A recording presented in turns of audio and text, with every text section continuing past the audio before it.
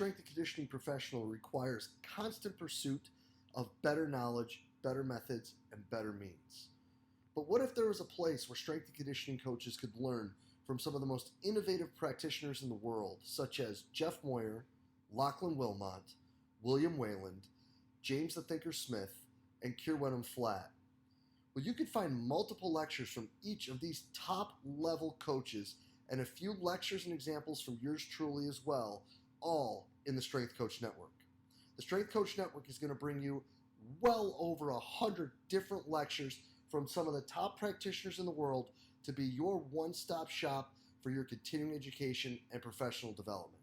So hop on over to strengthcoachnetwork.com/CVASP today and get your 48-hour trial for only $1. That's strengthcoachnetwork.com/CVASPS to get your 48-hour trial for only $1. I look forward to seeing you in the Strength Coach Network. Welcome to this week's Eccentric Minute, brought to you by Eccentric.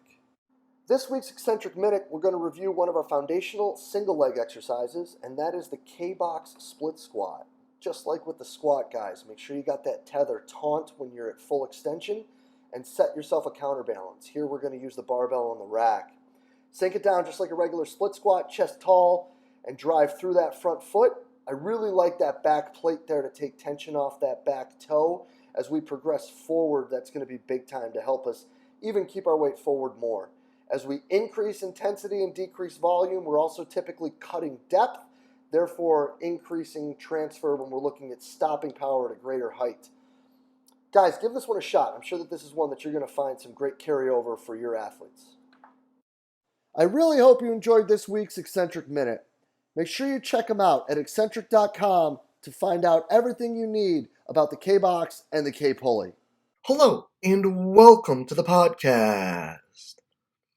Today, guys, I have the absolute pleasure of getting to sit down with the University of Mary's Mike Silbernagel and discussing building a program from the ground up as a mentor. Mike's in a really unique position coaching in Division II, and this has helped him build a program and become a better mentor to young coaches based off necessity of needing them as assistants to help better the student athletes that he gets to work with every day. And Mike shares with us all the ins and outs and ups and downs of it. He's going to start out by sharing with us a few different things that they've done to help build the culture to support the weight room and build the culture within the weight room and how important that's been to their expansion. This includes support from the sport coaches, administrators, and the student athletes. He then starts talking about different steps in their curriculum when it comes to developing these young coaches, and this starts from the first day these kids are on campus all the way through when they're training teams full-time to their exit and getting them positions on their way out. He then talks about how having coaches set goals when they're working for him in order to help keep them on task, moving forward, and to better progress has been a really big assistant in him assisting these young people to develop as coaches. This is really an awesome talk, guys. I hope you enjoyed as much as I did. Let's get right to it. Mike, thank you so much for spending the time with us today. Hey, thanks for having me on. I'm excited. Yeah, man. Well, listen, we were talking a little bit off camera, and this is going to be a little curveball for people. I think that this is going to be a pretty interesting topic that might do what we're trying to do, man, and that's drive conversation. But before we get into the meat and potatoes, Mike, let's let everybody know, who you are, where you're at, and how you got there. Well, Mike Silbernagel is my name. Originally from the state of North Dakota. I'm currently at the University of Mary, a Division II school in Bismarck, North Dakota. Was at Colorado State prior to this for 6 years, and started my career at the University of North Dakota as a graduate assistant, and did my undergrad, played some football at NAIA school in Valley City, North Dakota. So that's a little bit about kind of the back history of what I've done. I love it, man. So let's get right into this. You guys at a Division II institution, you're at an interesting kind of setup where you're having a lot of turnover and you're bringing in young coaches almost yearly. And what we were talking about before we got into this was kind of the role of us older heads now when it comes to being the mentors. So let's get into that. Let's talk about, first of all, why this sort of became, or when this kind of became a new focus for you, because I think that for a lot of us, it's always been about, I want to be the best coach. I got to be the best coach. I got to learn this. I got to do that. But the give back is something that usually has a situation that it clicks for you. Yeah, I think the biggest thing when I got here, they didn't have a department, and that was one of the draws to come to this university. Is I got to create it from the ground up. But the negative side of that is I had zero help, and you get to realize really quick that without good help, life becomes really challenging. Like you can get by, right, and you can do the whole 12, 14-hour day stuff that everyone talks about. But man, by Friday, that 14th hour on Friday, your fuse is burnt and you're a puddle of mush. Well, when we started having the ability to have interns and grow it to GAs, what could I give back to them? Like I was very fortunate. I think I have people in my corner, as I mentioned, the places I've been before that gave me guidance sometimes in ways that I didn't see as guidance at the time, right? Because each generation has a different understanding of what their development's like, right? Like we didn't have Instagram and social media when I started out as a strength coach in 03. It was, I remember when some websites were literally looked like a typewriter and it was blue hyperlinks and that's how you got your information. And if you didn't have a book or couldn't go see the speaker, you had a really tough time learning stuff. So now the best way for me to grow our profession is to put out quality coaches and to put them in a situation to where in our environment, they have to be assistant coaches, whether they're an intern or a GA. I'm going to treat you as if you're in a full-time role in some capacity. Like the standard has to be set. And there's nothing more rewarding than taking a step back and seeing someone who's been through your process be successful past that. And then they end up being a feeder system, for future GAs and interns, etc. Dude, and I think that what's the best part about that is like, again, you're talking like you're starting 03. I started here in January 04. I was a GA in 03. But that's how it used to be. Like people like to sit here and be like, oh, well, just because that's how it used to be, that doesn't mean how it should be. In some senses, yeah, you're right. But there's no, as a guy who puts out podcasts and books and seminars and online content, the whole idea of if you ain't coaching, you don't know what you're doing is really important. And having the ability to do that is huge. But even bigger is having the trust in the young people to do that as well and to give them that leash to run a little bit. Well, we like to have what I refer to, the book Economy of Leadership. I'm a huge fan of and Jocko's stuff, but he talks about freedom within structure, right? So we're not just throwing these kids out there going, hey, figure it out. We're giving them some guidelines, but freedom within the guidelines to understand what we're trying to do. And we're setting them up for success while choosing what failures I'm okay with letting them have. Because they have to fail in order to learn, right? So it's going, hey, I know this program's not going to go as smooth as they want to, the way the room is designed or the flow, but I'm going to let them struggle through it and then come back and go, okay, how could that have gone better? And usually they are the ones who come up with the answer, right? And I can just go, yep, or hey, have you thought of that? Rather than constantly stopping them before the mistake happens. In many ways, I've got 2 little boys, and I didn't realize how parenting and mentoring young coaches has a lot of similarities, right? You can be that hover parent, right? Or the lawnmower parent now they're talking about, just knocks down everything that can go in their way. Same thing as a mentor, in my opinion. We can make the path as easy as we want to for these guys and make sure that they don't fail and they make sure that we look good all the time, because if they look good, we look good, right? So at the same time, though, they don't grow as well as they could. And now they're going to go to a different situation and then they're going to fail. And I always tell them, hey, you're going to like me now or you're going to like me later, right? And if you like me now, I probably didn't set you up for success later. And if you like me later, that meant you can look back and go, wow, that was really something that helped me along the way. 100%, man. And I think that what's really cool in those situations is that it's kind of like when you get that one little troubled player who you're like you're real close with, right? You're real close to getting them to turn that corner, and those, you were right conversations that seem to happen all too often when you run into them again. Yeah, I think it's, but they also have to know that you have their back, right? Like you said, of that troubled player, it's the same thing. They need to know that if we're in a meeting, and we've all had it. I've been on the other side of it where a head coach isn't happy with what an assistant or what the GA is doing, and now they want to bring the head person in to talk to them, right? Because they think they're going to take their side. Well, the GA and the assistant strength coach, now that I'm a head guy, they have to know that I have their back in those situations. And that's going to allow them to have the confidence to do what they need to along the way as well. Yeah, man. So then let's talk about some of these experiences and how you've built it. So, again, in a situation where you're able to be able to do this, and something that I think that a lot of coaches nowadays are probably a little bit reserved when it comes to being in that situation. Let's talk about how you've built this program. Let's talk about some things that Mike has had some really good success with, where coaches out there who are looking to develop a larger staff in a way that's feasible. Because contrary to Twitter's belief, we can't pay everybody $40,000. Like, how can we do this? How can we build these programs so we are, like you said, we're setting them up for success later, so that we can be that launching pad.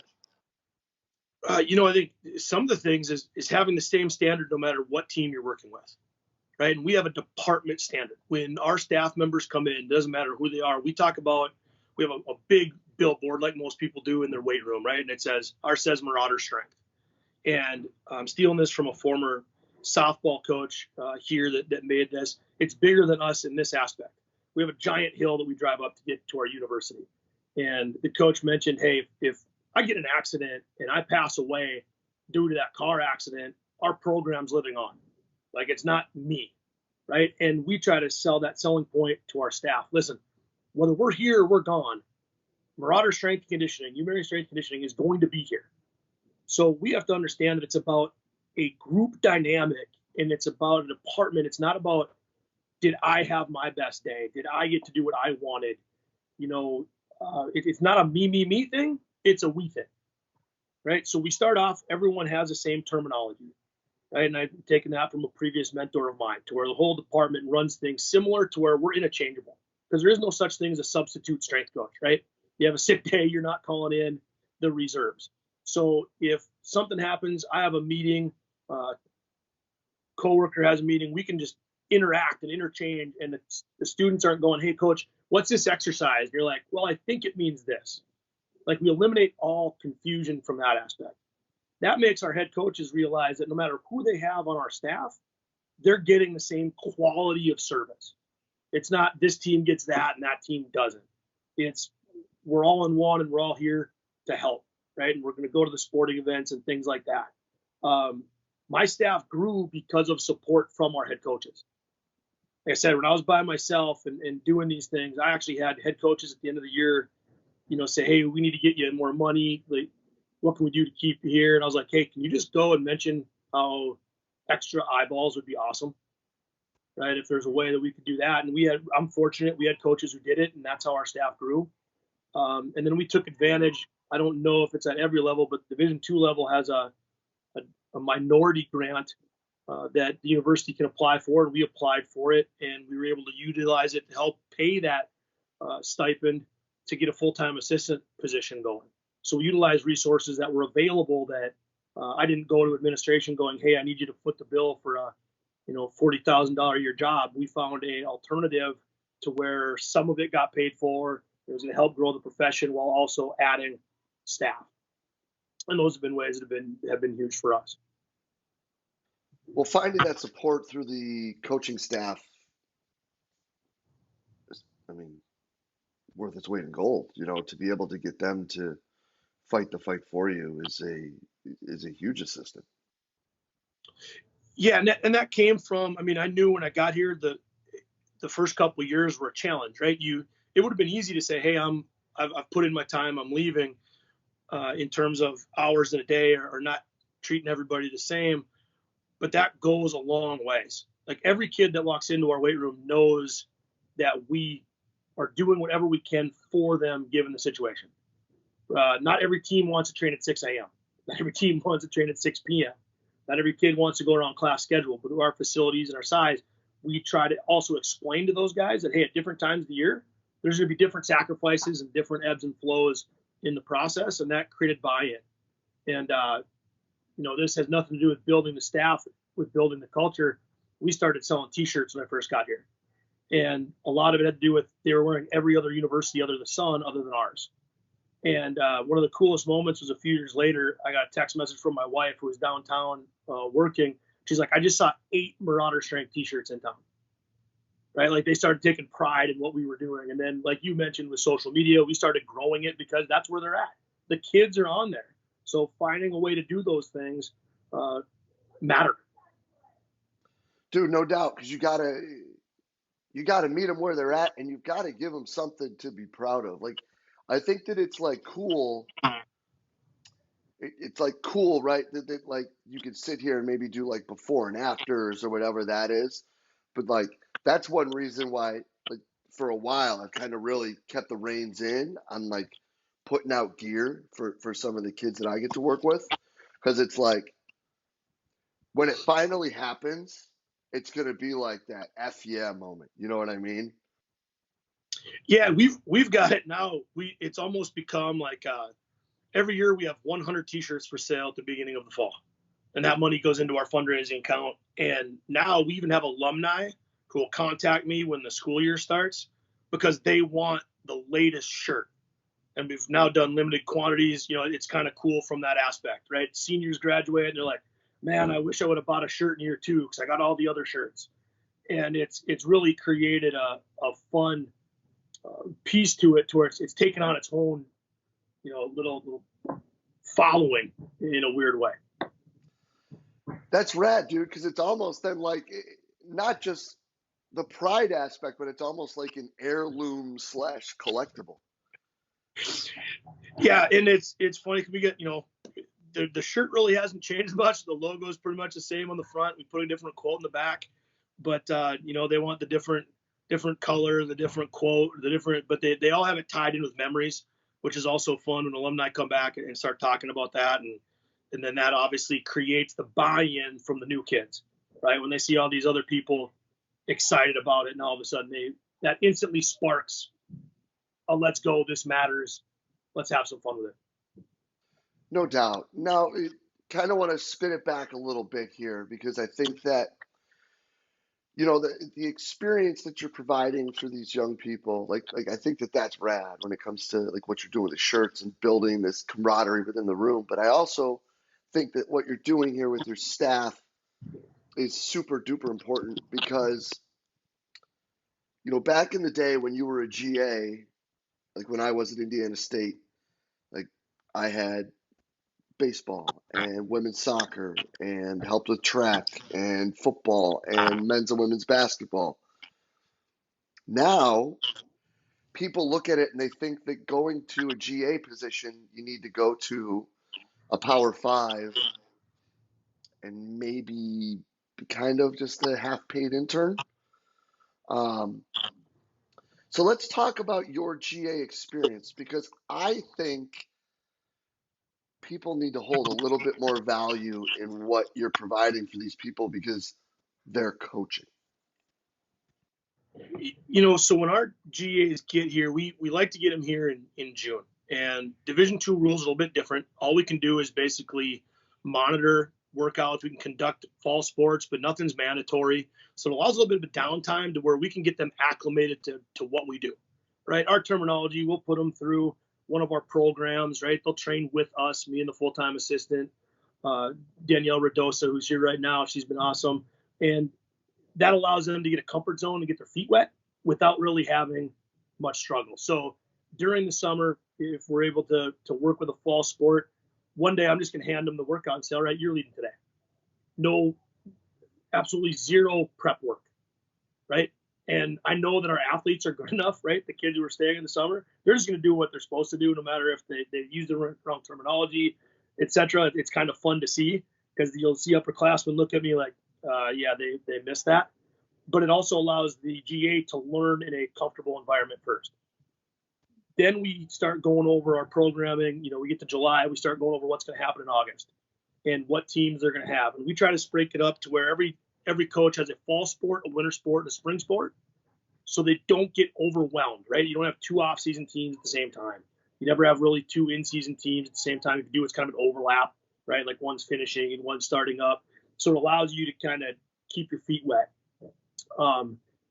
We will videotape our coaches, right? Because you'll ask them how day one went, and they're like, "Oh, day one went awesome." And then you're like, "Well, I was sitting in the corner, not saying anything because I videotaped you." And how many times did you give coaching feedback? Well, not as much as I guess I could have. I go, where were you standing in the room? Did you see this over here? How could you do this better? And we try to get those kids to grow in that process. And you can say, Coach, they're 22, 23, sometimes older, they're not kids. Well, I was a kid too. I still consider myself a kid in that weight room. It's our candy store. So it's not meant to be a negative.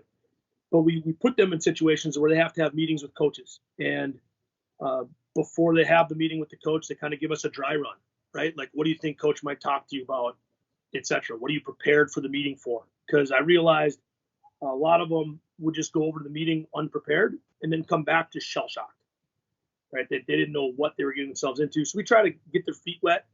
The first semester, 2 weeks prior to implementing the program, they got to run it by me, just kind of like a dry run. What's your why? Okay, why are you doing that? What's next? What could potential problems be? And by the time they get into their second year as a GA, it's, hey, show me your annual plan and what your concepts are and make it happen, right? And I think you've been coaching long enough as well. I can tell you what times of year GAs are going to make mistakes. It's almost human nature. Like at this mark of the semester, we're going to have a setback. I don't know what the setback is, but there's going to be one. At this time of their first year, there's going to be another setback. And at this time of their second year, they're going to start freaking out because they realize the real world's coming up really quick. And that's helped because now we can kind of ease them through that and really try to set them up to be successful past here.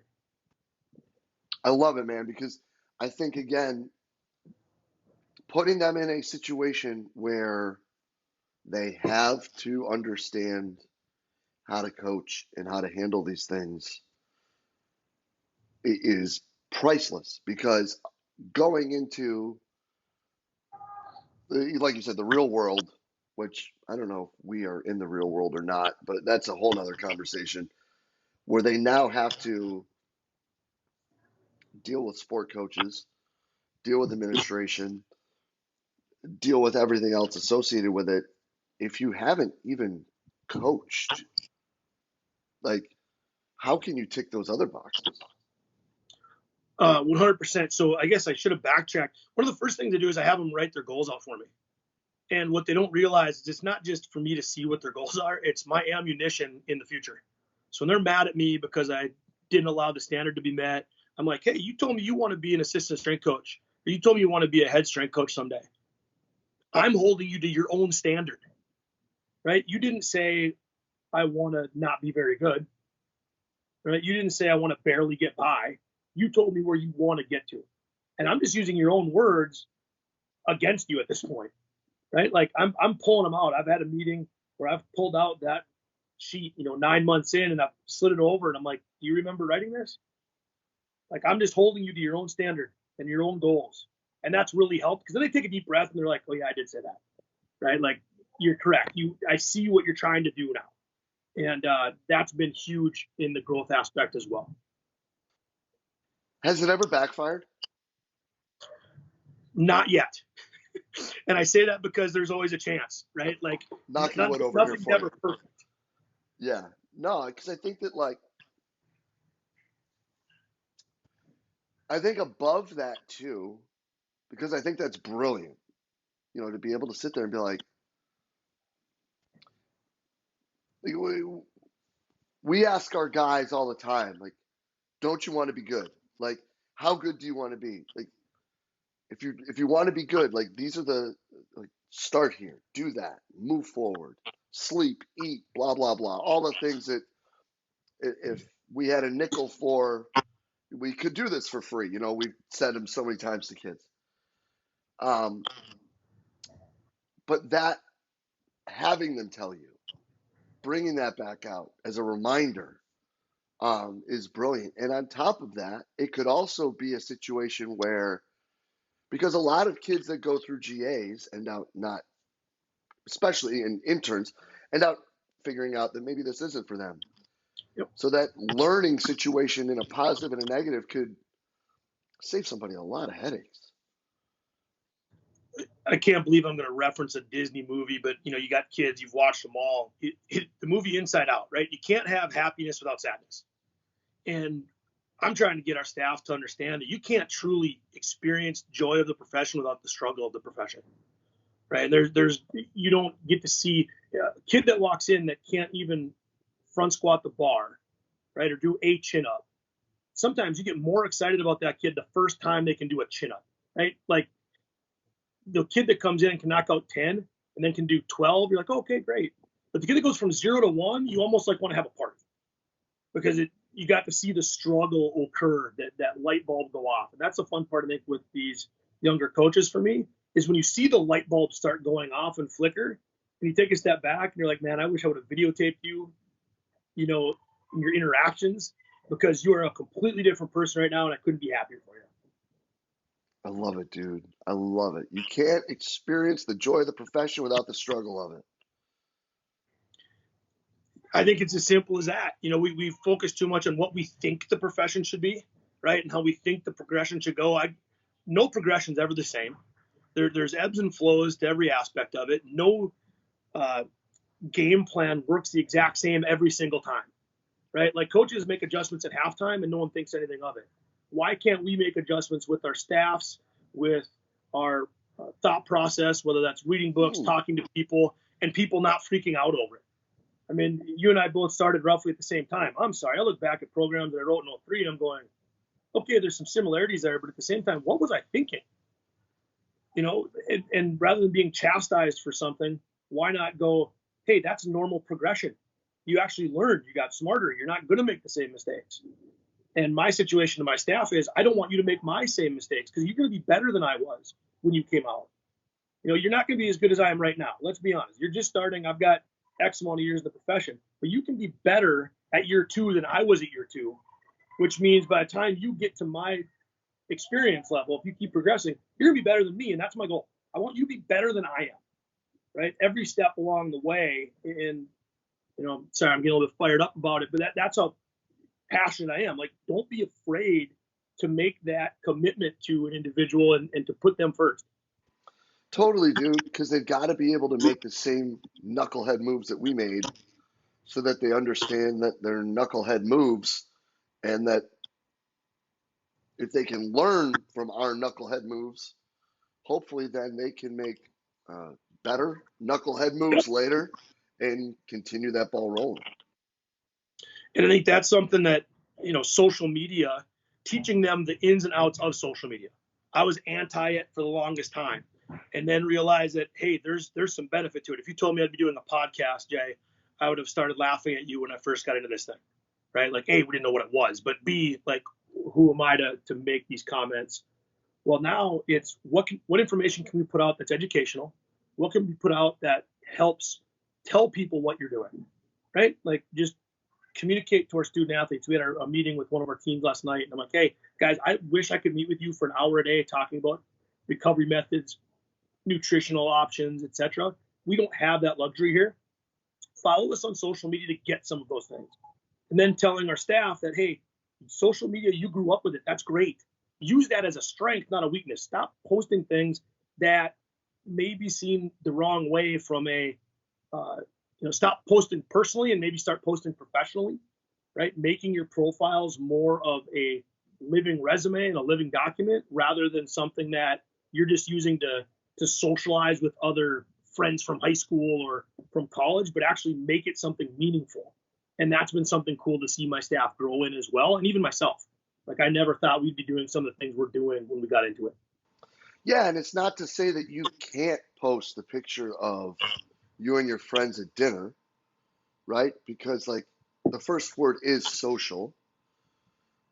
But I think that the one thing that, people run into is it's like if you are trying to have a professional aspect to it, you have to be willing to be judged professionally by it. And just understand that everything out there, one way or another, people are going to comment on, right? Like even doing this, some people might be like, hey, that was cool. Other people like, he's off his rocker. Okay, right? You just got to be okay with whatever's going to come down the pipe.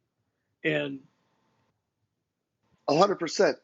But to follow that, the people that are going to keep saying that things are off their rocker or that you're bad, I'm bad, everyone's bad, these things stink, everything's awful, kind of I don't know if we can use this term anymore, but like back in the 90s and the early 2000s, we'd call them Debbie Downers. Like if they're just a Debbie Downer, then who cares? But if there's somebody who's going to start a conversation to help us find a better way to do things, I don't remember who it was. Maybe it was Anthony Saletti tweeted like 2020 is the year to stop complaining and start coming up with solutions. Like there's nothing, and Jeff Moyer's going to laugh when he hears this, so hopefully he does. There's nothing that grinds my gears more than the sky is falling tweet or these people are awful tweet or this is a problem with what we do tweet. Like well how do you fix it? It's like, oh, the wheel fell off the car. All right, so you're just gonna leave it there, or are you gonna call AAA, bro? Like what are you gonna do? Like, and that's why I love about what you guys are doing, man, is it's like, hey, all of your problems that you guys are talking about, we don't mentor people right, we don't provide things for people that we maybe aren't able to compensate as they possibly should. Building culture, which we still don't even know what that means. Like, people forget that all of these things that we used to do, that we did when we were GAs and assistant coaches and all that, because now people are moving into these bigger positions where it's more about the arms race. And that's why what you guys are doing is so important. And people need to take note of that because that's what this was built on, man. Like the foundation of what we do. Like these are the things. And this is what's important. And we need to get back to that. Not, oh, what are your GPS numbers? It's like, how do you build coaches? some of the things that we've reinvented even this year, we read as a staff now, and we don't have set meetings. Like I don't have time to have an hour meeting with my coaches.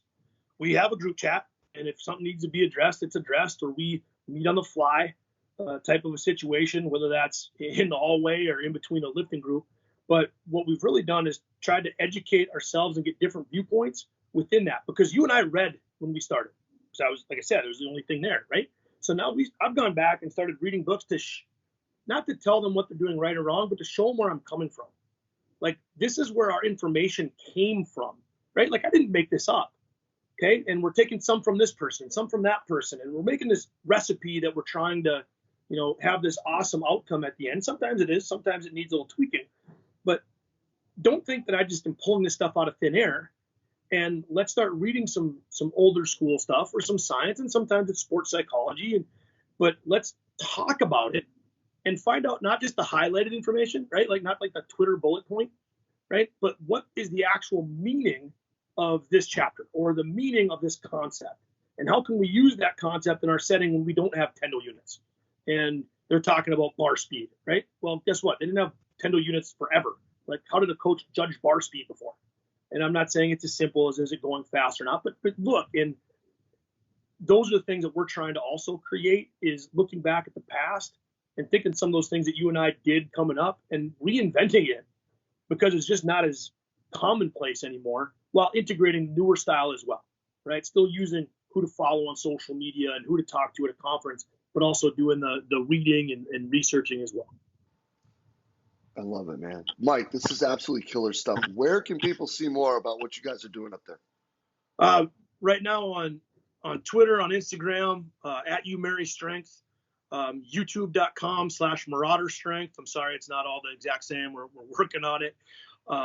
They can reach out to me on any social media platform. My personal Twitter is at Coach Silby, and we'll do our best to get back to you and keep this thing rolling. Absolutely awesome stuff, man. We'll make sure all that's in the notes. Mike, this is killer. I can't thank you enough for spending the time with us today. This is sensational. Thank you so much. Hey, appreciate it. Yeah, man. Well, we'll be in touch real soon, brother. Sounds good. Good luck. Thanks, man. And a huge thanks to the University of Mary's Mike Silbernagel for spending the time with us today. Guys, just some open, honest, candid sharing from a coach who's really doing it, man, who's really building a program and helping coaches get better and driving, the betterment of this profession as we move forward. He's doing all the things to help people with all the things that are complained about on social media. I cannot thank Mike enough for what he's doing up there for the profession, for the young people, and his open, honest, candid sharing with us today. And guys, make sure you're on Twitter and Instagram following at UMaryStrength. That's YouMaryStrength. Make sure you give them a follow so you can keep up with everything that they're doing up there. And Mike, keep up the great work, man. Really happy to see everything you guys are doing. And as always, guys, if you did enjoy the talk, please share it through the social media outlet of your choice. Facebook, Twitter, Instagram, whatever it may be. As always, guys, we're just trying to get the best information out to all the great coaches that we can. And as always, guys, thank you for everything that you do for us here at Central Virginia Sport Performance. We will be back next week with another awesome guest. We will see you then.